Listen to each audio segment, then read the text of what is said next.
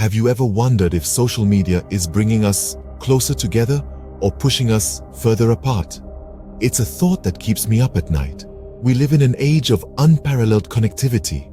With a few taps on a screen, we can catch up with old friends, make new ones, and even fall in love. It's a global network, a web of human interaction that spans the entire planet. But like a double-edged sword, this connectivity has a darker side.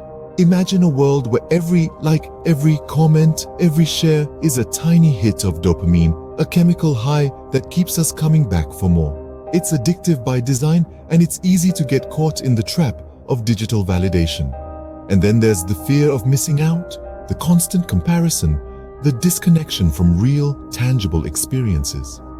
While social media connects us in unprecedented ways, it also presents new challenges we must navigate. Social media, with its constant notifications and updates, has a powerful grip on our attention.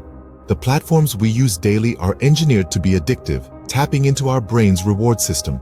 Every time we receive a like, a comment, or a share, it triggers a dopamine hit, that same feel-good chemical released when we eat our favorite food or listen to a song we love.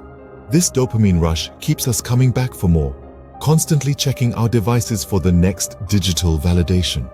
But this addiction comes with a cost. It fuels a phenomenon known as the fear of missing out, or FOMO. We see others living seemingly perfect lives, and we start to feel inadequate. We compare, we judge, we feel the pressure to keep up.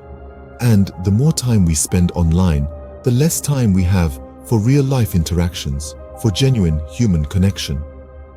It's clear that excessive social media use can have negative effects on our mental health and relationships. So, how exactly does social media impact our relationships? Well, we've all experienced it. You're sitting across from a loved one, but instead of engaging with